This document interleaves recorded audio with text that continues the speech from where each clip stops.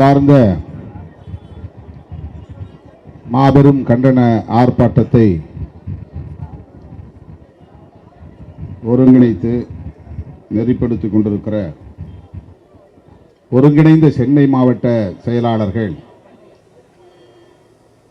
சேத்துப்பட்டு இளங்கோ, மின்னல் பாபு, வேலுமணி, முகிலன், அப்புன், சேப்பாக்கம் வெங்கடேசன், சவுந்தர், கொளத்தூர் சுபாஷ், Usharani, John Alexander, Perarivalan, Purasai அன்பு, மாதாவரம் இளங்கோவன், அம்பத்தூர் இப்ராஹிம், சைதை ஜேக்கப், கரிகால் வளவன், ரியல்மா ரஜினி, புதூர் தினகரன், வேளச்சேரி இளையா, மந்தவெளி அசோக், ஆலந்தூர் கிருபாநிதி ஆகிய தோழர்களே, ஒருங்கிணைந்த சென்னை மாவட்டங்களின் மண்டல செயலாளர்கள் இரா செல்வம், ரூதர் கார்த்திக், அம்பேத் வளவன் ஆகிய தோழர்களே மற்றும் மண்டல துணை செயலாளர்களே, முற்போக்கு மாணவர் கழகத்தின் முன்னணி பொறுப்பாளர்கள் தயா, நெப்போலியன், சிவக்குமார், செஞ்சுடர் உள்ளிட்ட முன்னோடிகளே, மூத்த பொறுப்பாளர்களே, இந்நிகழ்வில் பங்கேற்று இதனை சிறப்பித்துக் கொண்டிருக்கிற கட்சியின் அமைப்பு செயலாளர்களே, துணை பொதுச் செயலாளர்களே, தலைமை நிலைய செயலாளர்களே, பொருளாளர் தம்பி SS பாலாஜி அவர்களே, பொதுச் செயலாளர் தோழர் சிந்தனை செல்வன் அவர்களே, சட்டமன்ற உறுப்பினர் காட்டுமன்னார் கோயில் LEP ஜோதிமணி அவர்களே, மற்றும் கொளுத்து வெயிலையும் பொருட்படுத்தாமல் திரளாக கூடியிருக்கிற என் உயிரின் உயிரான விடுதலை சிறுத்தைகளே, உங்கள் அனைவருக்கும் என்னுடைய பணிவார்ந்த வணக்கத்தை தெரிவித்துக் கொள்கிறேன். தேசம் முழுவதும், இந்தியா முழுவதும் கடந்த சில நாட்களாக பெரும் கொந்தளிப்பு ஏற்பட்டது. டெல்லியிலே ஒவ்வொரு நாளும் பதற்றம் கூடியது. நாடாளுமன்றத்தை நோக்கி கரப்பான் பூச்சிகள் ஜனதா பார்ட்டி என்கிற கட்சியை சார்ந்தவர்களும், கட்சி சார்பற்ற மாணவர்களும், இளைஞர்களும், தன்னார்வ தொண்டர்களும் என பல்லாயிரக்கணக்கிலே அணிவகுத்து செல்லும் நிலை, அதனை ஒட்டி தடியடி, வன்முறை என்று புதுதில்லியே இரத்த களரியானது.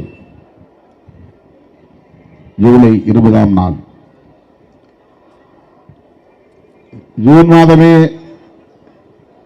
உண்ணாநிலை அறப்போராட்டம் ஜந்தர் மந்தரில் தொடங்க பெற்றது. விஞ்ஞானியும் சமூக ஆர்வலருமான ஜோனம் வாங்சு என்பவர் அந்த போராட்டத்தை ஆதரிக்கும் வகையில் அவரும் உண்ணாநிலை அறப்போராட்டத்தில் ஈடுபட்டு மயக்க நிலைக்கு போன பிறகு மருத்துவமனையில் அனுமதிக்கப்பட்டு அங்கேயும் போராட்டத்தை தொடர்ந்து நீடித்த நிலையில் அரசு தரப்பில் அவரோடு பேச்சுவார்த்தை நடத்தி அவருடைய போராட்டம் கைவிடப்பெற்றது. ஆக அரசுக்கும் போராட்டக்காரர்களுக்கும் இடையில் ஒரு நல்லிணக்கமான சூழல் உருவானது என்றாலும் கூட டெல்லியோடு இந்த போராட்டம் நின்றுவிடவில்லை. இந்தியா முழுவதும் ஆங்காங்கே மும்பையிலும், சென்னையிலும், கல்கத்தாவிலும், ஹைதராபாத்திலும் என்று பல்லாயிரக்கணக்கில் பொதுமக்கள் பங்கேற்கும் போராட்டமாக அது பரிணமித்தது. இந்த நிலையில் விடுதலை சிறுத்தைகள் கட்சியின் சார்பில் நானும் தோழர் ரவிக்குமார் அவர்களும் ஜந்தர் மந்தருக்கு சென்று போராடி கொண்டிருந்த மாணவர்களையும், கரப்பான்பூச்சி கட்சியை சார்ந்தவர்களையும் சந்தித்தோம், ஆறுதல் சொன்னோம். அதனை அடுத்து கடந்த 23ஆம் தேதி என்று கருதுகிறேன், தமிழ்நாடு முழுவதும் 234 தொகுதிகளிலும் இந்த சிஜேபி கட்சியை சார்ந்தவர்கள் முன்வைத்திருக்கிற கோரிக்கைகளை ஆதரிக்கிற வகையிலும், ஒட்டுமொத்தமாக நீட் தேர்வை முற்றாக ரத்து செய்ய வேண்டும் என்று வலியுறுத்தக்கூடிய வகையிலும் விடுதலை சிறுத்தைகள் கட்சியின் சார்பில் ஆர்ப்பாட்டங்கள் நடைபெறும் என்று அறிவித்தோம்.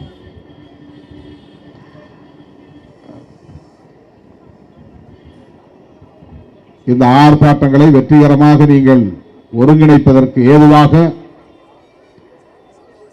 வெள்ளி, சனி, ஞாயிறு ஆகிய 3 நாட்கள் இடைவெளி கொடுத்து திங்கட்கிழமை இது நடைபெறும் என்று அறிவித்தோம். இதற்கிடையில் சிஜேபி கட்சியினர் முன்வைத்த கோரிக்கையை ஏற்று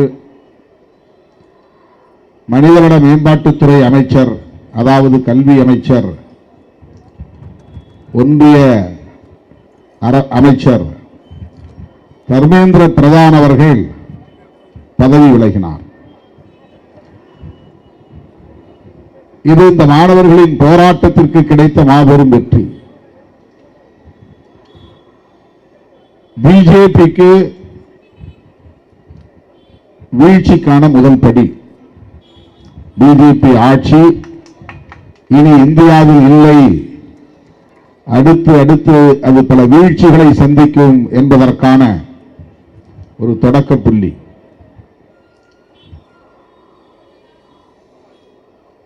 இவர்கள் கோரிக்கை வைத்து நாம் உடனே அதனை ஏற்றுக்கொள்வதா என்கிற இருமாப்பு ஆட்சியாளர்களிடம் இருந்தது. சிஜேபி என்பது ஒரு அரசியல் கட்சியும் இல்லை, வெகு மக்களின் பேராதரவு பெற்ற ஒரு இயக்கமும் இல்லை. இவர்கள் கோரிக்கை வைத்தால் அதை உடனே ஏற்றுக்கொள்ள வேண்டுமா என்று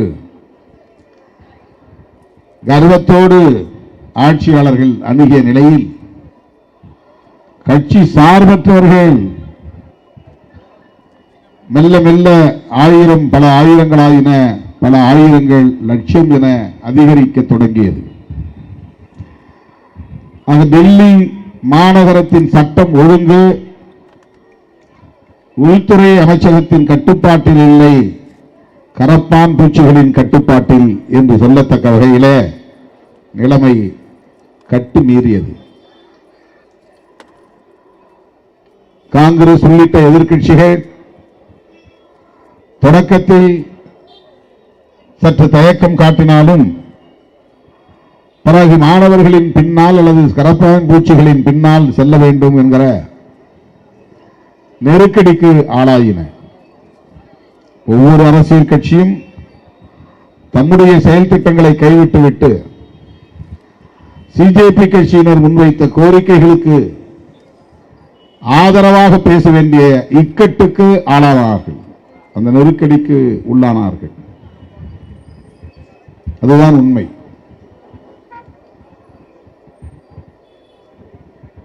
அவர்கள் வைத்த கோரிக்கைகள், முதல் கோரிக்கை நீட் தேர்வுக்கான வினாத்தாள்கள் கசிந்ததற்கு பொறுப்பேற்று தர்மேந்திர பிரதான் பதவி விலக வேண்டும். இரண்டாவது கோரிக்கை, நாடாளுமன்றத்தை நோக்கி பேரணி செல்வதற்காக புறப்பட்ட மாணவர்கள், இளைஞர்கள் மீது நடத்தப்பட்ட வன்முறைகளுக்கு பதில் சொல்ல வேண்டும், அவர்கள் மீது போடப்பட்ட பொய் வழக்குகளை திரும்ப பெற வேண்டும். மூன்றாவது, இந்த வன்முறைகளுக்கு பொறுப்பேற்று பிரதமர் வருத்தம் தெரிவிக்க வேண்டும். இந்த 3 கோரிக்கைகளை முன்வைத்துதான் போராட்டம் தொடர்ந்தது. பள்ளி மாணவர்களும் பங்கேற்கிற வகையிலே அந்த போராட்டம் வேறு வடிவத்தில் பரிணாமம் பெற்றது. இனி எவராலும் கட்டுப்படுத்த முடியாது என்கிற நிலையை நோக்கி அது நகர்ந்தது. புதுதில்லியில் பாராளுமன்றத்தை மையமாக வைத்து 5 அல்லது 10 கிலோமீட்டர் ஆரத்தில் அதாவது ரேடியஸ் என்பார்கள், அந்த சுற்றளவில் இன்டர்நெட் எதுவுமே வேலை செய்யாமல் முடக்கிவிட்டார்கள். வாட்ஸ்அப் வேலை செய்யாது, எந்த சமூக ஊடக தளங்களும் வேலை செய்யாது, முடக்கி போட்டார்கள். டெல்லிக்கு வரவும் டெல்லியிலிருந்து வெளியேறவும் மிக இலகுவான வசதியை கொண்ட மெட்ரோ ரயிலை நிறுத்தினார்கள். மெட்ரோ ரயில் பயணம் முடக்கப்பட்டது. உள்ளே ரயில் மூலம் ஒரு நாளைக்கு லட்சக்கணக்கானோர் வருகிறார்கள், மெட்ரோ மூலமாக லட்சக்கணக்கானோர் வெளியேறுகிறார்கள். ஆக மெட்ரோ ரயிலை பயன்படுத்தி பல்லாயிரக்கணக்கான மாணவர்களும் இளைஞர்களும் புதுதில்லிக்கு வந்து குவிந்து கொண்டே இருக்கிறார்கள் என்பதனால் மெட்ரோ ரயில் பயணத்தை ரத்து செய்தார்கள். அதன் பிறகு துணை ராணுவ வீரர்களை மேலும் மேலும் கொண்டு வந்து குவித்துக் கொண்டே இருந்தார்கள். என்ன நடக்கப் போகிறதோ என்கிற ஒரு பதற்றம் நமக்குள்ளே தொற்றிக் கொண்டது. எங்கு பார்த்தாலும் மக்கள் திரள், எந்த பேருந்து நிறுத்தத்தை பார்த்தாலும் ஆயிரக்கணக்கில் நிற்கிறார்கள். மெட்ரோ சர்வீஸ் இல்லை, இருந்தால் அதில் பல பேர், பாதிக்கும் மேற்பட்டவர்கள் ஏறி பயணமாகி விடுவார்கள். அத்தனை பேரும் உள்ளூர் பேருந்துக்காக காத்து கிடக்கிறார்கள், அல்லது வாடகை ஓலா ஊபர் போன்ற வாடகை வண்டிகளுக்காக காத்து கிடக்கிறார்கள், ஆட்டோவுக்காக காத்து கிடக்கிறார்கள். ஆகவே கடைசி ஒரு 3-4 நாட்கள் அல்லது 5 நாட்கள் 20ஆம் தேதியிலிருந்து 24ஆம் தேதி வரையில் டெல்லியின் பதற்றம் நாளுக்கு நாள் கூடியது. நான் கூட வெள்ளிக்கிழமை காலையில் போவதற்கு பதிலாக சென்னைக்கு வியாழக்கிழமை இரவே புறப்பட்டு விடுவோமா என்று கூட கேட்டேன். ஒருவேளை விமான பயணமும் ரத்து செய்யப்பட்டு விட்டால் என்ன செய்வது என்கிற கவலை எனக்கு வந்துவிட்டது. சனி ஞாயிறு ஒப்புக்கொண்ட நிகழ்ச்சிகளுக்கு செல்ல வேண்டும், புதுச்சேரியிலே மண்டல செயற்குழுவில் பங்கேற்க வேண்டும். எனவே வெள்ளிக்கிழமை போவதற்கு பதிலாக வியாழக்கிழமை இரவே நள்ளிரவுக்கு மேல் எந்த விமானம் கிடைத்தாலும் அதை பிடித்து போய்விடுவோமா என்று எண்ணத்தக்க வகையில் பதற்றம் கூடியது. ஒரு வழியாக தர்மேந்திர பிரதான் வேறு காரணங்களை சொல்லி பதவி விலகிவிட்டார். வினாத்தாள்கள் கசிவுக்கு நான் தான் பொறுப்பு என்று அவர் பதவி விலகவில்லை. டெல்லியின் சட்டம் ஒழுங்கு சீர்கெட்டு விடுமோ என்கிற கவலை, இந்த ஆர்ப்பாட்டத்தில் மாணவர்கள் என்ற பெயரால் பல்வேறு தீவிரவாத அமைப்புகளை சார்ந்தவர்கள் ஊடுருவி வருகிறார்கள், அவர்களால் பொதுமக்களுக்கு பேராபத்து நேர்ந்துவிடும் என்கிற அச்சம் எனக்கு மேலிட்டு இருக்கிறது. ஆகவே அப்படி ஒரு நிலை உருவாகிவிடக் கூடாது, சட்டம் ஒழுங்கை பாதுகாக்க வேண்டும் என்கிற நல்லெண்ணத்தின் அடிப்படையில் தான், அந்த பொறுப்புணர்வோடு தான் பதவி விலகுகிறேன் என்பதை முதன்மையான காரணங்களாக அவர் முன்வைத்து பதவி விலகி இருக்கிறார். எப்படியோ சிஜேபி முன்வைத்த கோரிக்கை வெற்றி பெற்றுவிட்டது. எப்படியோ யாராலும் வளைக்க முடியாது என்று இருமாப்போடு இருந்தவர்கள் வளைக்கப்பட்டு விட்டார்கள். பணிய மாட்டோம் என்று கர்வத்தோடு இருந்தவர்கள் பணிந்து விட்டார்கள். எவராலும் எம்மை அசைத்து கூட பார்க்க முடியாது என்று வழக்கம் போல செயல்பட்டவர்கள் அசைக்கப்பட்டு விட்டார்கள், அசைந்து கொடுத்து விட்டார்கள். இது ஒரு புதிய வரலாறு. இதனை யார் சாதித்தார்கள் என்பதல்ல, இதனால் யாருக்கு பேரும் புகழும் கிட்டும் என்பதல்ல பிரச்சனை, இதனால் யாருக்கு பெரிய அரசியல் பயன் கிடைக்கும் என்பதல்ல பிரச்சனை. ஆனால் தொடர்ந்து 3வது முறையாக வெற்றி பெற்ற பாஜக, எங்களுக்கு எதிரிகளே இல்லை இந்தியாவில் என்று இருமாப்போடு இருந்த பாஜக, காங்கிரசும் பலவீனமடைந்து விட்டது, மாநில கட்சிகளும் ஆங்காங்கே தோல்வி அடைந்து முடங்கி போய்விட்டன என்ற இருமாப்போடு இருந்த ஒன்றிய ஆட்சியாளர்கள் இன்றைக்கு பணிந்து சரணடையும் நிலை ஏற்பட்டிருக்கிறது. காலம் அத்தகைய தீர்ப்பை வழங்கி இருக்கிறது. இதுதான் நாம் கவனிக்க வேண்டிய ஒன்று. அரசியலில் நாம் தீர்மானித்த எதிரிகள் தான் நமக்கு தோல்வியை தருவார்கள் என்றில்லை. நம்மால் தீர்மானிக்கப்பட முடியாதவர்களாலும் நாம் தோல்வியை சந்திக்க நேரிடும். இதுதான் காலம் நமக்கு சொல்லுகிற படிப்பினை. திமுகவை அதிமுக தான் வீழ்த்தும், அதிமுகவை திமுக தான் வீழ்த்தும் என்று மரபு வழி சிந்தித்துக் கொண்டிருந்தவர்களுக்கு இடையில் இரண்டு பேரையும் இன்னொரு கட்சி வந்து வீழ்த்தும் என்று தமிழ்நாட்டு தேர்தல் முடிவு தீர்ப்பளித்திருக்கிறது. அப்படித்தான் பாஜகவை காங்கிரஸால் தான் பலவீனப்படுத்த முடியும்.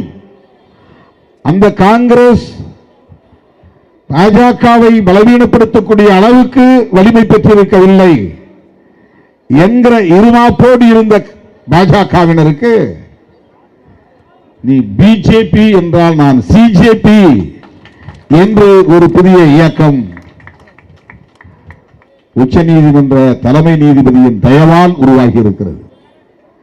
அவர் வேலையில்லாத இளைஞர்களையும் சமூக ஊடகவியலில் ஆர்வம் காட்டுகிற இளைஞர்களையும் இவர்கள் தருகிற தொல்லை தாங்க முடியவில்லை, இவர்கள் எல்லாம் கரப்பான் பூச்சிகளை போன்றவர்கள் என்று சொல்ல போய், ஆமாம் நாங்கள் கரப்பான் பூச்சிகள் தான், கரப்பான் பூச்சிகள் ஒன்று சேர்ந்தால் பாராளுமன்ற கட்டிடத்தையே புரட்டி போட முடியும் என்பதை இன்றைக்கு உறுதிப்படுத்தி காட்டியிருக்கிறார்கள். தோழர்களே, இதிலிருந்து நாம் உணர்ந்து கொள்ள வேண்டியது, மக்கள் எல்லோரையும் விட வலிமை மிக்கவர்கள். அவர்கள் எந்த வடிவத்திலும் அவதாரம் எடுக்க வல்லமை பெற்றவர்கள் என்பதை புரிந்து கொள்ள வேண்டும். காங்கிரஸ் மூலமாகத்தான் வந்து தண்டனை வழங்குவார்கள் என்று இல்லை, சிஜேபி மூலமாகவும் பிஜேபிக்கு தண்டனை வழங்க முடியும் என்பதை மக்கள் இன்றைக்கு உறுதிப்படுத்தி காட்டியிருக்கிறார்கள். இது ஒவ்வொரு அரசியல் கட்சிக்கும் பொது வாழ்க்கையில் இருக்கிற ஒவ்வொருவருக்கும் ஒரு படிப்பினை. தர்மேந்திர பிரதான் ராஜினாமா செய்த பிறகு போராட்டம் தேவையா என்ற கேள்வி எழுகிறது. நாடாளுமன்றம் நடைபெற்றுக் கொண்டிருக்கிறது. இன்றைக்கு நான் அங்கே இருந்திருக்க வேண்டும். அங்கே என்ன பதற்றமோ தெரியவில்லை. நாடாளுமன்றம் கூடியிருக்கும், நடந்து கொண்டுதான் இருக்கும் என்று நம்புகிறேன். மாநாடு வைத்திருக்கிறோம், இன்னும் 15 நாட்கள் கூட இடைவெளி இல்லை. இத்தகைய சூழலில் 234 இடங்களிலும் புதிய நிர்வாகங்களை பொறுப்பேற்றிருக்கக்கூடிய தோழர்கள் ஒற்றுமையாக நின்று இந்த ஆர்ப்பாட்டங்களை நடத்த வேண்டும். இது இவர்களுக்கான ஒரு பரீட்சை, ஒரு சோதனை முயற்சி. அதனால்தான் அறிவிக்கும் போது 234 தொகுதிகளிலும் இந்த ஆர்ப்பாட்டங்கள் நடக்கும் என்று சொன்னேன். ஆனால் சென்னையிலே அப்படி எல்லா இடங்களிலும் அனுமதி தரமாட்டார்கள். அதுதான் பிரச்சனை. குறிப்பிட்ட இடங்களில் தான் ஆர்ப்பாட்டம் நடத்த முடியும், குறிப்பிட்ட இடங்களில் தான் பேரணி நடத்த முடியும், குறிப்பிட்ட இடங்களில் தான் பொதுக்கூட்டங்கள் நடத்த முடியும் என்று ஏற்கனவே தீர்மானித்து சென்னை மாநகர காவல்துறை சில இடங்களை தேர்வு செய்து வைத்திருக்கிறது.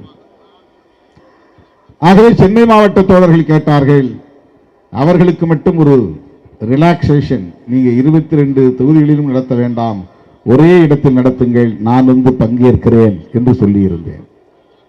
எனவே தர்மேந்திர பிரதான் பதவி விலகியிருந்தாலும் சிஜேபி மற்றும் மாணவர்கள் முன்வைத்த கோரிக்கைகளுக்கு வளைந்து கொடுத்து விட்டது பாஜக அரசு, பணிந்து விட்டது பாஜக அரசு என்கிற நிலை ஏற்பட்டு இருந்தாலும், இந்த போராட்டம் வெற்றி பெற்றுவிட்டது என்று நாடே கொண்டாடி கொண்டிருந்தாலும் நமக்கு மட்டும் ஒரு நெருடல். நான் சிபிஐ கட்சி அலுவலகம் பாலன் இல்லத்தில் நடைபெற்ற அந்த ஆர்ப்பாட்டத்தில் பேசும்போது நான் சொன்னேன், நான் சொல்லி பேசி மேடை விட்டு இறங்கிய அரை மணி நேரத்தில் தர்மேந்திர பிரதான் பதவி விலகல் என்று தகவல் வந்தது. நான் சொன்னேன், தர்மேந்திர பிரதான் பதவி விலகுவதற்கு வாய்ப்பு இருக்கிறது, பதவி விலகி விடுவார். ஆனாலும் நீட் தேர்வு தொடருமே, இதுதான் என்னுடைய கவலை. நீட் தேர்வுக்கு எதிராக இந்த போராட்டம் இன்னும் கூடுதலாக வலிமையோடு பரிணாமம் பெற வேண்டும், இதுதான் என்னுடைய வேட்கை என்று சொன்னேன். தர்மேந்திர பிரதான் என்ற ஒரு தனிநபர் பதவி விலகுவதனால் நீட் தேர்வில் நடந்த குளறுபடிகளை சீர் செய்ய முடியும் என்கிற ஒரு நம்பிக்கையை அது தந்திருக்கிறதே தவிர நீட் தேர்வை முற்றாக கைவிட வேண்டும் என்கிற கோரிக்கையாக அது பரிணமிக்கவில்லையே. இதுதான் நான் அந்த கூட்டத்திலே வைத்த கருத்து. ஆகவே எனக்கு தோன்றியது, நாம் தமிழ்நாடு முழுவதும் ஆர்ப்பாட்டங்களை நடத்தாவிட்டாலும் திட்டமிட்டவாறு சென்னையிலே ஒரு இடத்திலாவது நீட் தேர்வை முழுமையாக ரத்து செய் என்ற ஒற்றை கோரிக்கையை வைத்து ஆர்ப்பாட்டம் நடத்துவோம் என்றுதான் இங்கே கூடியிருக்கிறோம். ஆகவே தர்மேந்திர பிரதான் பதவி விலகிய பிறகு ஏன் சிறுத்தைகள் ஆர்ப்பாட்டம் நடத்துகிறது என்று சொன்னால், இந்தியாவெங்கும் இருக்கிற ஜனநாயக சக்திகளுக்கு இந்த கோரிக்கையை வலியுறுத்த வேண்டும் என்பதற்காகத்தான். இரண்டாவது கோரிக்கை, தமிழ்நாடு அரசு, புதிதாக ஆட்சி பொறுப்பேற்றிருக்கிற தாவேக அரசு கடந்த காலத்தில் நீட் தேர்வு வேண்டாம் என்று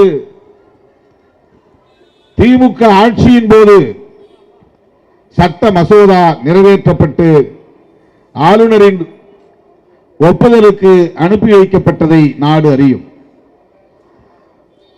அவர் திருப்பி அனுப்பினார் RN ரவி ஆளுநர்.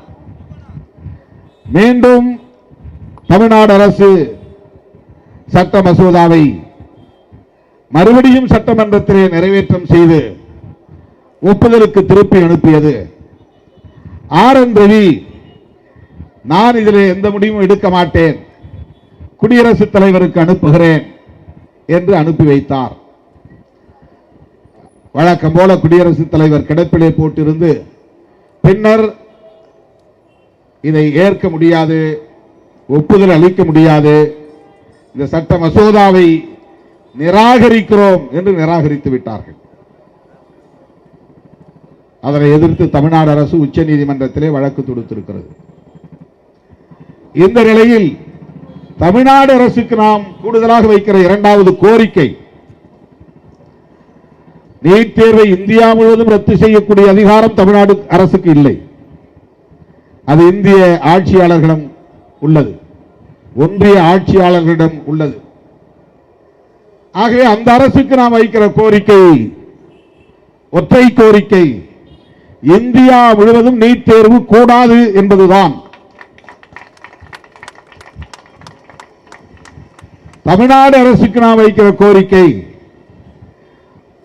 இந்திய ஒன்றிய அரசு எப்போது இந்த கோரிக்கையை ஏற்கப் போகிறது என்று நமக்கு தெரியாது, ஏற்கவும் வாய்ப்பில்லை என்கிற நிலையில் தமிழ்நாட்டுக்கு நீட் விலக்கு இன்றியமையாத ஒன்று என்பதை உறுதிப்படுத்தக்கூடிய வகையில் இந்த கூட்டத்தொடரில் மசோதாவை அறிமுகப்படுத்தி நிறைவேற்றி ஆளுநருக்கு அனுப்பி வைக்க வேண்டும் என்பது நம்முடைய இரண்டாவது கோரிக்கை. மூன்றாவதாக, இதுவும் ஒன்றிய அரசுக்குத்தான், கல்வியை மாநில அரசுகளுக்கான அதிகார பட்டியலில் இடம்பெறச் செய்ய வேண்டும். இப்போ அது ஒத்திசைவு பட்டியலில் இருக்கிறது. மாநில அரசும் ஒன்றிய அரசும் இணைந்து சேர்ந்து கலந்து பேசி ஒரு முடிவுக்கு வர வேண்டும் என்கிற பட்டியலுக்கு பெயர் கன்கரண்ட் லிஸ்ட். மத்திய அரசே முடிவெடுத்துக் கொள்ளலாம் என்கிற அதிகார பட்டியல் தனி, மாநில அரசு மட்டுமே முடிவெடுத்துக் கொள்ளலாம் என்பதற்கான அதிகார பட்டியல் தனி. அது சென்டர் லிஸ்ட், ஒன்றிய அரசுக்கான பட்டியல். இது ஸ்டேட் லிஸ்ட், மாநில அரசுக்கான பட்டியல். மாநில அரசும் ஒன்றிய அரசும் சேர்ந்து பேசி ஒரு சட்ட மசோதாவை அல்லது அரசு கொள்கையை வரையறை செய்ய வேண்டுமானால் அது எந்தெந்த துறைகளில் அப்படி அதிகாரத்தை இரு அரசுகளும் கையாள வேண்டும் என்பதற்கான ஒரு பட்டியல் இருக்கிறது. அதை ஆங்கிலத்திலே கன்கரண்ட் லிஸ்ட் என்று சொல்கிறார். கன்கரன்ஸ் என்றால் ஒத்திசைவு, ரெண்டு பேரும் ஒத்து இசைவு அளிப்பது.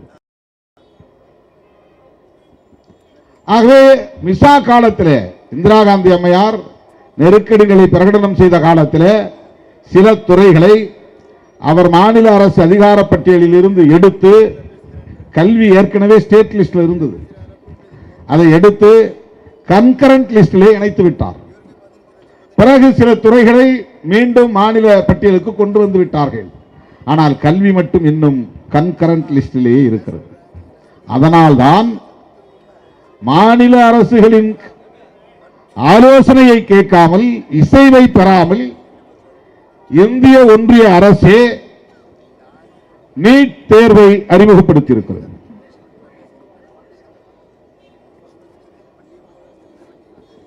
தேசிய அளவிலான தேர்வு, எலிஜிபிலிட்டி கம் என்ட்ரன்ஸ், தகுதி மற்றும் நுழைவுத் தேர்வு, தேசிய தகுதி மற்றும் நுழைவுத் தேர்வு அவர் வைத்திருக்கிற பெயர். இதுல எந்த இடத்திலும் மெடிக்கல் எஜுகேஷன் வரல. NEET இருந்து மெடிக்கல் கிடையாது. JEE அப்படிங்கிறதுல என்ஜினியரிங் இருக்கு.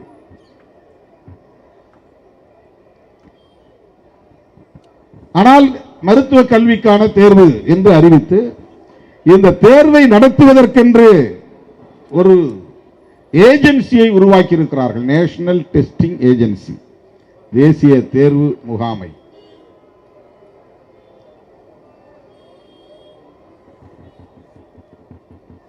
எப்படி TNPSC தேர்வு நடத்துகிறது, குரூப் 1, குரூப் 2, குரூப் 4 TNPSC தேர்வு நடத்துகிறது. UPSC அது ஒரு தேர்வு முகமை, union public service commission. RRB railway recruitment board தேர்வு நடத்துவதற்கென்று சில நிறுவனங்களை அரசே உருவாக்கி அந்த பொறுப்பை அவரிடத்தில் ஒப்படைத்து விடுவார்கள். கேள்வி தயாரிப்பது, தேர்வை தேசிய அளவில் நடத்துவதற்கான ஏற்பாடுகளை செய்வது, அதற்கான அதிகாரம் முழுமையாக அவர்களுக்கு ஒப்படைக்கப்படுகிறது. ஆகவே இந்த ஆர்ப்பாட்டத்தின் மூலம் நாம் வைக்கிற கூடுதல் கோரிக்கை NTA என்பதை கலைக்க வேண்டும் என்பதுதான். மாநில பட்டியலில் கல்வியை இணைக்க வேண்டும், தேசிய தேர்வு முகமையை கலைக்க வேண்டும் என்பதாகும். தோழர்களே, நாம் ஏன் நீட் தேர்வை அறிவித்த நாளிலிருந்து எதிர்க்கிறோம்? இதில் என்ன ஒரு கசப்பான உண்மை என்றால், நாம் இந்தியா கூட்டணியில் இடம்பெற்றிருக்கிறோம். அந்த கூட்டணியில் தலைமை வகிக்கும் இடத்தில் இருப்பது இந்திய தேசிய காங்கிரஸ். அந்த இந்திய தேசிய காங்கிரஸ் ஆட்சியில் இருந்த போது அறிமுகப்படுத்தப்பட்ட தேர்வுதான் நீட். எனவே இந்திய தேசிய காங்கிரஸ் நீட் தேர்வை ரத்து செய் என்று சொல்லாது. ஆனால் அந்த கூட்டணியில் இருக்கிற விடுதலை சிறுத்தைகள் கட்சி நீட் தேர்வை ரத்து செய் என்று சொல்லுகிறது. விடுதலை சிறுத்தைகள் கட்சி சுதந்திரமாக சிந்திக்கிற கட்சி, சுதந்திரமாக முடிவெடுக்கிற கட்சி என்பதற்கு இதுவும் ஒரு சான்று. ஒரு கூட்டணியில் இருப்பதனாலேயே வாரி அள்ளி பூசிக்கொள்ள வேண்டும் என்று இல்லை. அந்த கூட்டணியில் தலைமை வகிக்கிற கட்சி எடுக்கிற முடிவுக்கு அப்படியே இணங்கி போக வேண்டும் என்று இல்லை. எது சரியோ நம்முடைய பார்வையில் அதை பேசுகிற துணிச்சலும் சுதந்திரமும் ஒரு கட்சிக்கு தேவை, விடுதலை சிறுத்தைகளுக்கு உண்டு. இந்திய தேசிய காங்கிரஸ் நீட் தேர்வை ரத்து செய் என்று சொல்லுமா? சொல்லாது. இந்தியா கூட்டணியில் இடம்பெற்றிருக்கிற விடுதலை சிறுத்தைகள் கட்சி நீட் தேர்வை ரத்து செய் என்று சொல்லுகிறோம். தேசிய அளவில் ரத்து செய். தமிழ்நாட்டில் சில கட்சிகள் தமிழ்நாட்டில் ரத்து செய் என்ற கோரிக்கையை வைக்கிறார்கள். தமிழ்நாட்டில் நீட் விலக்கு வேண்டும் என்ற கோரிக்கையோடு அவர்களின் குரல் நின்று விடுகிறது. தேசிய அளவில் அவர்கள் பேசுகிறார்களா என்று நமக்கு தெரியவில்லை. ஆனால் நாம் இன்றைக்கு பேசவில்லை. நீட் தேர்வு அறிமுகமான நாளில் இருந்து, இதை எதிர்க்க தொடங்கிய நாளில் இருந்து, தங்கை அனிதா இறந்த நாளில் இருந்து நாம் வைக்கக்கூடிய கோரிக்கை தேசிய அளவில் நீட் தேர்வை ரத்து செய்ய வேண்டும். தனியார் மருத்துவக் கல்லூரிகள் கோடி கோடியாய் கொள்ளையடிக்கிறார்கள், அதை தடுப்பதற்காகத்தான் இந்த முறையை நாங்கள் அறிமுகப்படுத்தினோம் என்றார்கள். ஆனால் என்ன நிலைமை? தனியார் மருத்துவக் கல்லூரிகள் இதனால் பாதிக்கப்பட்டு மூடும் நிலையாக ஏற்பட்டிருக்கிறது. அவர்களுக்கு என்ன கட்டணமோ அந்த கட்டணத்தை சட்டப்பூர்வமாக பெற்றுக் கொள்கிறார்கள். 21 லட்சம் ஒரு ஆண்டுக்கு கட்டணம் என்று ஏற்கனவே நீட் இல்லாத போது வசூலித்தார்கள். அதே 21 லட்சத்தை இப்போதும் வசூலிக்கிறார்கள். 16 லட்சம் 17 லட்சம் என்று வசூலித்த கல்லூரிகள் அதே கட்டணத்தை இப்போதும் வசூலிக்கிறார்கள். தனியார் கல்லூரிகளின் மீது குற்றம் சுமத்த வேண்டியது நம்முடைய நோக்கம் இல்லை. நீங்கள் என்ன நோக்கத்திற்காக இந்த தேர்வை கொண்டு வந்தீர்களோ அந்த நோக்கம் நிறைவேறியதா என்பதுதான் கேள்வி. ஏழை எளிய குடும்பங்களைச் சார்ந்த பிள்ளைகள் எல்லாம் இதில் பயன்பெறுகிறார்கள். ஏழை எளிய குடும்பங்களைச் சார்ந்த பிள்ளைகள் ஸ்டேட் போர்டு எக்ஸாம், மாநில கல்வி வாரியம் நடத்துகிற தேர்வில் தேர்ச்சி பெற்று கூடுதல் மதிப்பெண்களை பெற்று இந்த வாய்ப்பை பெற்றதில்லையா? அனிதா அதற்கான சான்று. தமிழ்நாடு மாநில அரசு நடத்திய பொது தேர்வில் 1200க்கு 1100க்கு மேலாக பெற்றவர் அனிதா. பழைய முறைப்படி மதிப்பெண் அடிப்படையில் மருத்துவ கல்வி கிடைக்கும் என்கிற வாய்ப்பு இருந்திருந்தால் அனிதா இன்றைக்கு ஒரு டாக்டர். உயிர் போயிருக்காது. ஆனால் அவர் இந்திய அரசு நடத்துகிற NTA நடத்துகிற நீட் தேர்வில் தேர்ச்சி பெறாததால் அந்த வாய்ப்பை அவர் இழந்து மன உளைச்சலுக்கு ஆளாகி உயிரிழக்கும் நிலை ஏற்பட்டுவிட்டது.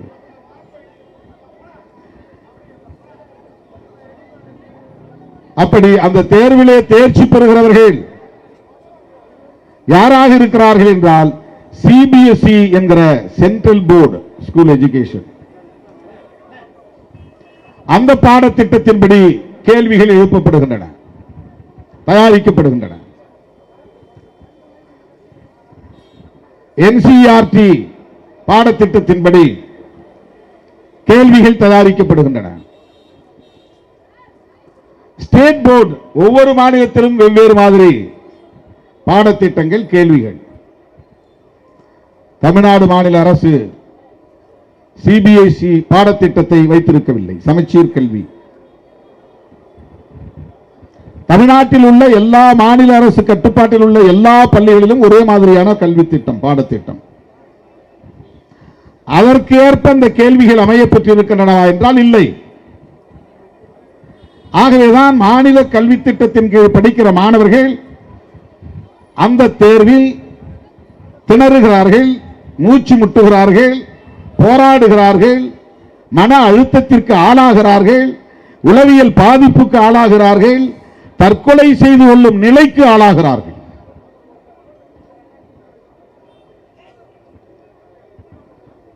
+1 +2 எந்த மதிப்பும் இல்லை.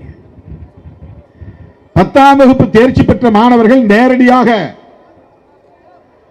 நீட் கோச்சிங் போகிறார்கள். அது தனியார் பள்ளிகள்லாம் +2 எக்ஸாம்லாம் நான் பாஸ் போட்டுக்கிறோம், பிரச்சனை இல்லை, நீ நீட்டுக்கு போ, நீட்டுக்கு போனா நீட்டுக்கு போ.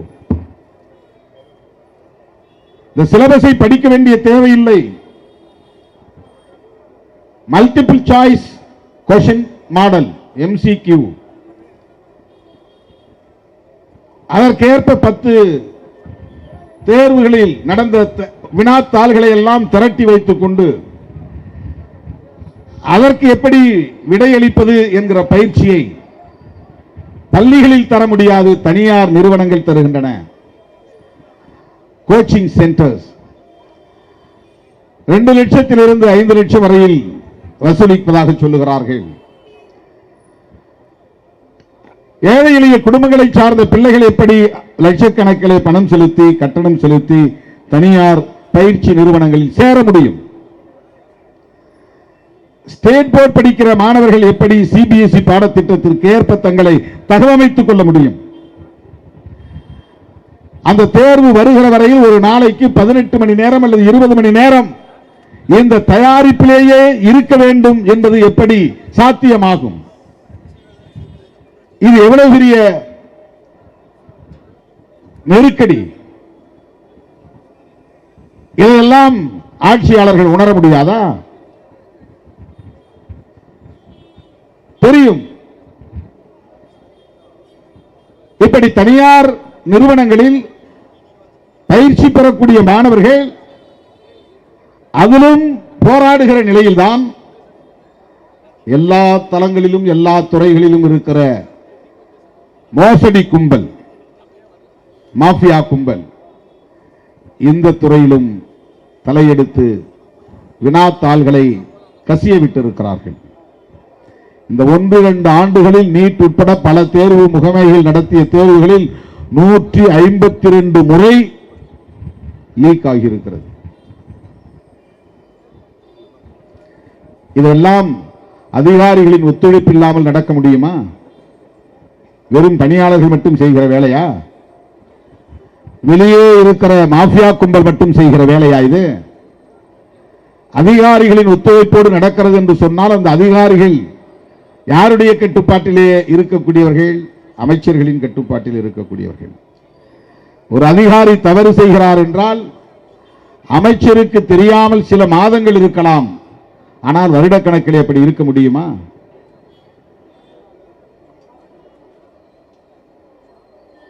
வெளிப்படையாக இது நடக்கிறது என்பது வெளிச்சத்திற்கு வந்து பல வருடங்கள் ஆகின்றன. இதனை ஏன் அவர்களால் கட்டுப்படுத்த முடியவில்லை? கட்டுப்படுத்த முடியாது. இந்த சிஸ்டம், இந்த முறை ஊழலுக்கு வழிவகுக்கக்கூடிய முறை, போட்டியை பெருக்கக்கூடிய முறை, எப்படியாவது தேர்வில் வெற்றி பெற்றாக வேண்டும் என்று விரும்பக்கூடிய மாணவர்களின் பெற்றோரே இதில் ஈடுபடுகிறார்கள். தாம் பிள்ளை எப்படியாவது வெற்றி பெறணும், அதுக்கு எத்தனை லட்சம் வேணாலும் கொடுத்துட்டு பேப்பர் வாங்கி தர தயாராக இருக்கிறார்கள். யூனிவர்சிட்டி எக்ஸாம் நடக்கும் போதே அப்படி பண்ற ஆட்கள்லாம் இருக்கிறாங்க. அப்பெல்லாம் பேப்பர் சேசிங் நடக்கும். அதாவது பேப்பர் எவாலுவேஷன் நடக்கிறது, எந்த வாத்தியார்கிட்ட பேப்பர் போகுதுன்னு தேடி பார்ப்பாங்க. அதை உள்ள இருக்கிறவன் சொல்லுவான், எம்ஏ கிரிமினாலஜியா, உங்க பேப்பர் வந்து சோன் சோட்ட போயிருக்கு, இந்த மாவட்டத்தில் அவர் இருக்கிறார், அவர் பேர் இது, அவர் அட்ரஸ் இது அப்படின்னு கொடுத்தா அதுக்கு பணம் கொடுப்பாங்க. அதை வாங்கிட்டு நேராக அங்கே போயிடுவான். பேப்பர் எங்கே திருத்துறாங்களோ அந்த இடத்துக்கு அங்கே போய் அவனுக்கு ஒரு பேப்பருக்கு இவ்வளோ ரூபான்னு பணத்தை கொடுத்து என்ன பாஸ் போடுங்க, இவ்வளோ மார்க் போடுங்க அப்படின்னு பேப்பர் சேஸ் பண்ணி அதில் பாஸ் பண்ணி வெளியே வரவனா எத்தனை பேர் இருந்தா கடந்த காலங்களில் நடந்திருக்கிறது. இது எம்ஏ யூனிவர்சிட்டி எக்ஸாம் நடக்கும் போதே நடக்கிறது. ஆனால் வெளியே சொல்லும் போதே இல்லை அதெல்லாம் நம்ம வாத்தியார் தரது இல்லைங்க, அதெல்லாம் பெரிய இடத்துக்கு போயிடும், வேற இடத்துக்கு போவோம், அதெல்லாம் ரொம்ப ஸ்ட்ரிக்டாக இருப்பாங்க, எல்லாம் கரெக்டாக தான் எல்லாம் எவாலுவேஷன் பண்ணுவாங்க, மார்க் வந்து போடுவாங்க அப்படின்னு சொல்லப்படும். ஆனால் வசதி படைத்த குடும்பங்களை சார்ந்த பிள்ளைகள் அந்த அட்ரஸ், அந்த முகவரியை எடுத்து அந்த பேராசிரியரை தேடி போய் பார்த்து அவரை கவனிக்கிற முறைப்படி கவனித்து அதிக மதிப்பெண்களை பெற்று உரிய நேரத்தில் வெற்றி பெற்று தேர்ச்சி பெற்று போய்விடுவார்கள். மாங்குன்னு படிச்சுட்டு இருக்கிற பிள்ளைங்க ஃபெயில் ஆகி வீட்டில் உட்காந்துருக்கு. இதை சேஸ் பண்ண தெரியாதவங்க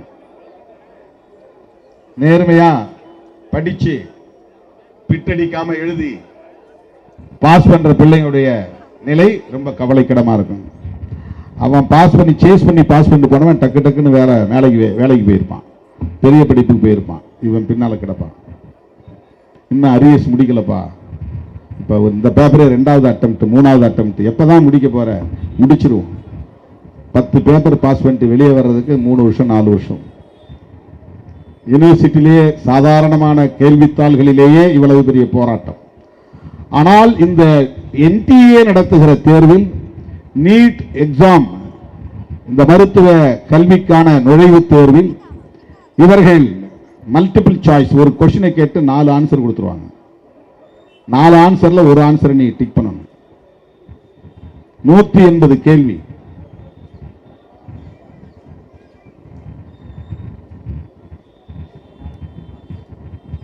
ராங் மார்க்கா போட்டீங்கன்னா 1 மார்க் மைனஸ். இப்படி வந்து நெருக்கடி மாணவர்களுக்கு. ரொம்ப கரெக்டான ஆன்சரை போட்டா ஓகே, மார்க் 4 மார்க் போட்டுவான். ராங்கான ஆன்சரை நீ போட்டா ஏற்கனவே வாங்கின மார்க்ல 1 மார்க் குறைஞ்சிடும். 10 கொஸ்டினுக்கு நீ டிக் பண்ணிட்ட சரியா, 10 நாங்க 40 மார்க் வந்துருச்சு. அடுத்த கொஸ்டின் தப்பாச்சுன்னா 40 39 குறைஞ்சிடும். அடுத்த கொஸ்டின் தப்பாச்சுன்னா அது 38 குறைஞ்சிடும். இதுதான் அந்த தேர்வு முறை. இதில் மாணவர்களுக்கு சாதாரண எக்ஸாம் வந்தாலே திக்கு திக்கு திக்கு திக்கு திக்குன்னு அடிக்கும். நைட்டெல்லாம் தூக்கம் வராது. அது நேர்மையாக படித்து பாஸ் பண்ணுற பசங்களுக்கு பதட்டம் இருக்கும். சும்மா பிட் அடிக்கிறவன் ஜாலியாக இருப்பான், பிரச்சனை இருக்காது. அவன் பதட்டமே பட மாட்டான். கையில் காலில் அங்கே இங்கே சுருட்டி வச்சுக்கிட்டு போயிட்டு அங்கே பார்த்து எழுதுக்கு வரவன் பதட்டப்பட மாட்டான். படித்து தான் நம்ம பாஸ் பண்ணணும் அப்படின்னு நினைக்கிறவங்களுக்கு ஒரு முறை கூட நான் படிக்கலையே. சில பேர் ரிவிஷன் அடிப்பான். சில பேருக்கு தூக்கமே இல்லாமல் கண்ணில் காதெல்லாம் ரத்தம் வந்துடும்.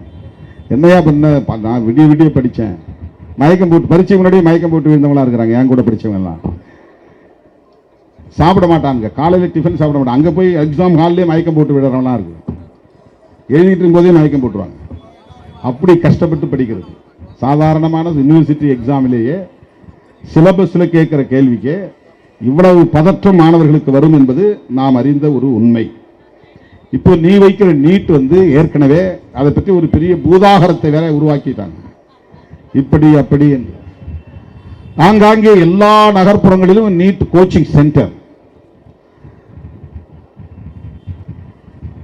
அந்த பதற்றம் கூடுகிற நேரத்தில் தேர்வு எழுதுகிற அன்னைக்கு ஒரே ஒரு நாள் 3 மணி நேரம் 20 நிமிஷம் அதுல வந்து எதிர்காலம் தீர்மானிக்கப்படும். அவ்வளவுதான். நீங்க ஃபெயில் ஆனா அவ்வளவுதான், உங்க MBBS கிடைக்காது, முடிஞ்சு போச்சு. 2வது தடவை மறுபடியும் நீ எழுதினாதான் உண்டு. அவருடைய மருத்துவ கல்வி கனவு பாழாகிவிடும். அதனால் 1 வருஷம் 2 வருஷம் காத்திருந்து எழுதினவர்கள் மறுபடியும் கிடைக்கவில்லை என்றால் ரொம்ப அப்செட் ஆயிடுவாங்க.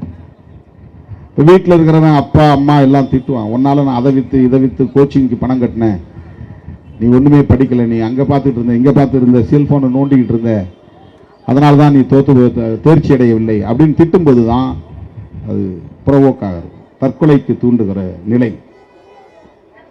எனவே நீ முதல்ல தேசிய அளவில் ஒரே தேர்வாக இதை நடத்துவது சரியில்லை. இது மாநில அரசுகளின் அதிகாரத்தில் தலையீடு செய்வதாகும், மாநில உரிமைகளை பறிப்பதாகும். கல்வியை மாநில பட்டியலில் சேர்க்க வேண்டும்.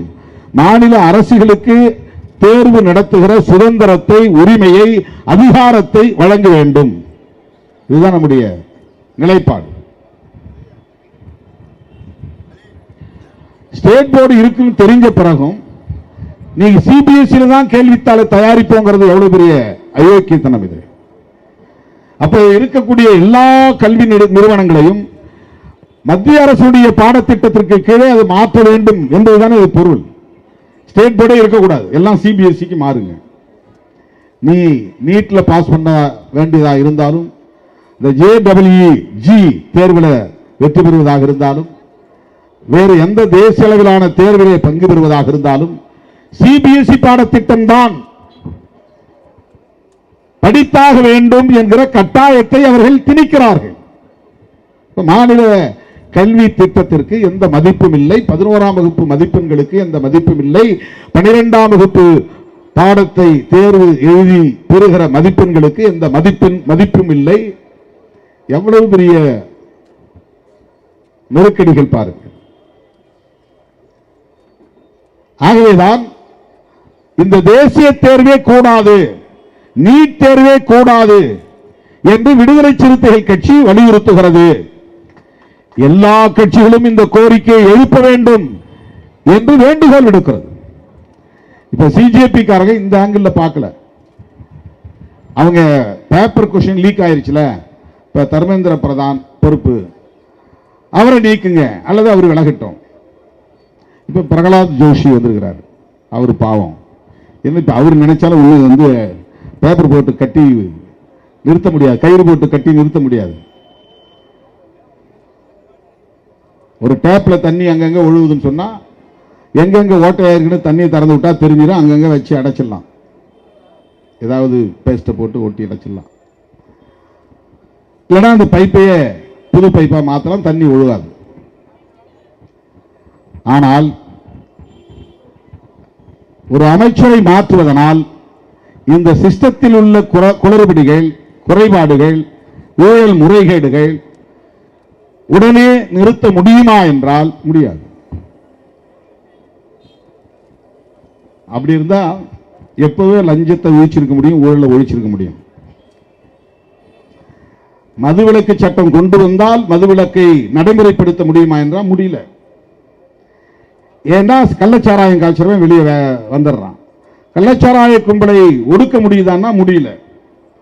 ஒரு பக்கம் சிலரை நீ கைது பண்ணா இன்னொரு பக்கம் நல்லா ஜோரா வியாபாரம் நடக்குது.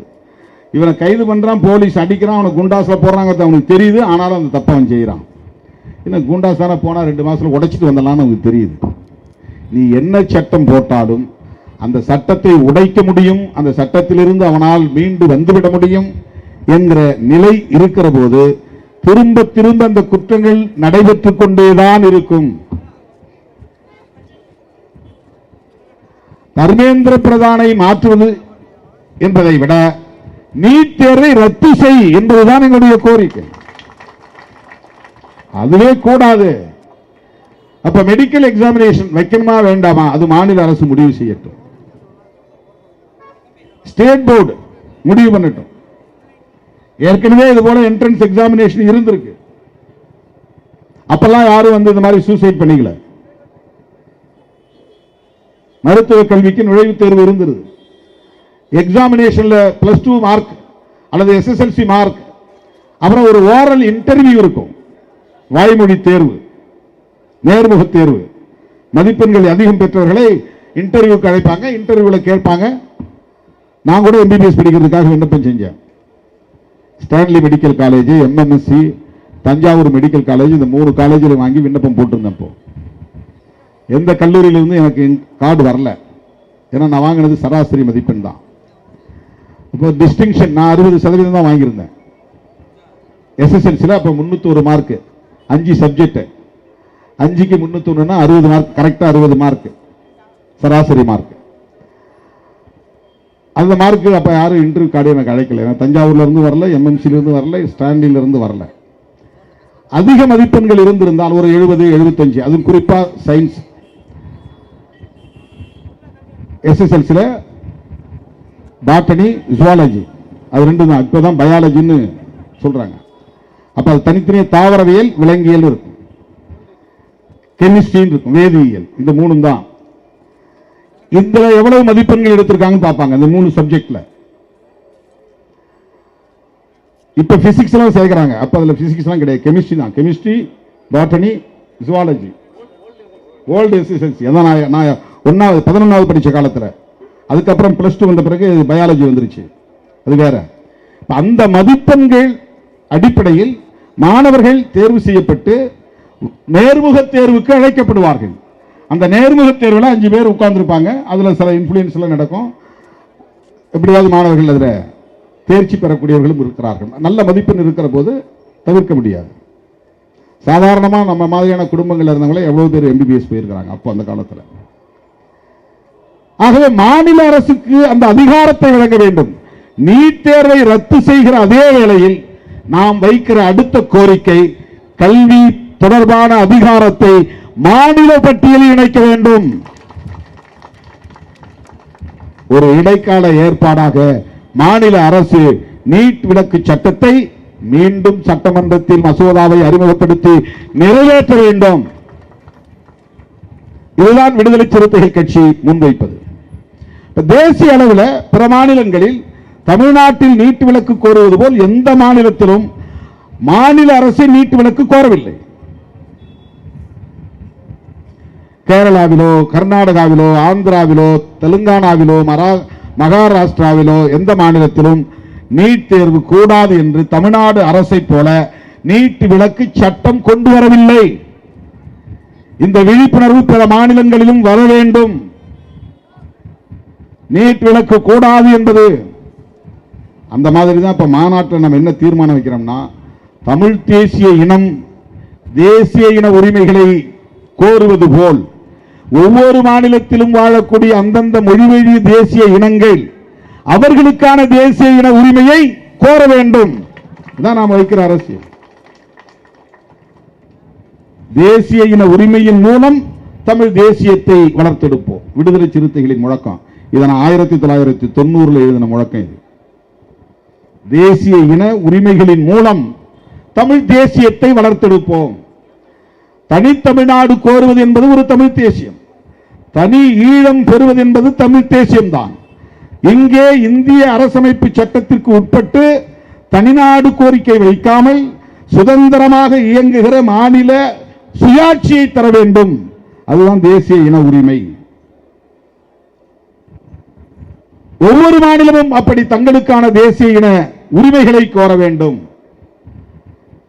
இதில் கவனிக்க வேண்டியது, நாம் தமிழர்கள் என்பதனால் தெலுங்கர்களையோ கன்னடர்களையோ மலையாளிகளையோ வெறுக்கவில்லை. வெறுப்பு அரசியல் இல்லை. அவர்களும் தேசிய இனமாக ஓர்மை பெற வேண்டும். அவர்களும் தங்களுக்கான மாநில உரிமைகளை மாநில சுயாட்சியாக கோரிக்கை வைக்க வேண்டும். இந்த தேசிய இனங்களுக்கு இடையிலே ஒரு ஐக்கியம் வேண்டும் என்கிற தொலைநோக்கு பார்வையோடு சிந்திக்கிற இயக்கம் விடுதலை சிறுத்தைகள் கட்சி. அப்படித்தான் நீட் விலக்கு தமிழ்நாட்டிலும் வேண்டும். இந்த கோரிக்கையை பிற மாநில அரசுகளும் ஏற்க வேண்டும். நீட் விலக்கு சட்ட மசோதாக்களை அவர்களும் அறிமுகப்படுத்த வேண்டும். அவர்களும் சேர்ந்து குடியரசுத் தலைவருக்கு அனுப்பி வைக்க வேண்டும்.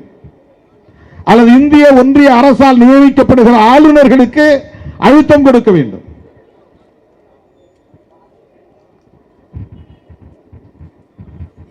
எனவே நீட் தேர்வு முழுமையாக ரத்து செய்யப்படுமா என்றால் அது தொலைதூர கனவு. அது சாத்தியமில்லை என்று நாம் அமைதி காத்துவிட முடியாது. இந்த கருத்தை நாம் திரும்ப திரும்ப பேச வேண்டியிருக்கிறது, வலியுறுத்த வேண்டியிருக்கிறது, உரையாடலுக்கு உட்படுத்த வேண்டியிருக்கிறது. ஆகவேதான் தோழர்களே, தர்மேந்திர பிரதான் ராஜினாமா செய்தாலும் சிறுத்தைகளின் ஆர்ப்பாட்டம் ஒரு இடத்தில் நடக்கும், சென்னையில் நடக்கும் என்று நான் அறிவித்தேன். என்னுடைய அழைப்பை ஏற்று ஓடோடி வந்த என் உயிரின் உயிரான விடுதலை சிறுத்தைகளுக்கு நன்றி கூறி, ஆகஸ்ட் 17 தமிழ்நாடே திரும்பி பார்க்க வேண்டும். இந்திய அரசியல் அரங்கமே அதிர வேண்டும். வழக்கம் போல் எல்லோருடைய நெஞ்சிலும் ஆகஸ்ட் 17 ஆகஸ்ட் 17 ஆகஸ்ட் 17 என்பது மட்டும்தான் உங்கள் உள்ளம் ஒலித்துக் கொண்டே இருக்க வேண்டும். அதற்குரிய ஏற்பாடுகளை, விளம்பர ஏற்பாடுகளை உங்கள் சக்திக்கு ஏற்ப ஆங்காங்கே செய்ய வேண்டும். ஆட்டோ ஓட்டுநர்கள் ஆட்டோக்களில் தமிழ் தேசிய எழுச்சி மாநாட்டுக்கான விளம்பர ஒட்டிகளை, ஸ்டிக்கர்ஸ் ஒட்டலாம். அதேபோல கீ செயின் போட்டு தோழர்களுக்கு நீங்கள் வழங்கலாம். அதேபோல் டி ஷர்ட் அச்சிட்டு நீங்கள் அந்தந்த பகுதிகளில் நம்முடைய களப்பணியாளர்களுக்கு வழங்கலாம். அதேபோல் மகளிர் விடுதலை இயக்கத்தை சார்ந்தவர்கள், முற்போக்கு மாணவர் கழகத்தை சார்ந்தவர்கள், தொழிலாளர் விடுதலை முன்னணியை சார்ந்தவர்கள் என்று துணைநிலை அமைப்புகளை சார்ந்தவர்கள் மாநாட்டுக்கான நிதியையும் திரட்டி தர வேண்டும். இந்த களப்பணிகளையும் ஆற்ற வேண்டும். தேர்தலுக்காக மாநாடு நடத்துகிறவர்கள் அல்ல, மக்களுக்காக மாநாடுகளை நடத்துகிறவர்கள் சிறுத்தைகள் என்பதை மீண்டும் உறுதிப்படுத்துவதற்கான நாள்தான் ஆகஸ்ட் 17. ஆகஸ்ட் 17 உளுந்தூர்பேட்டையில் சந்திப்போம்.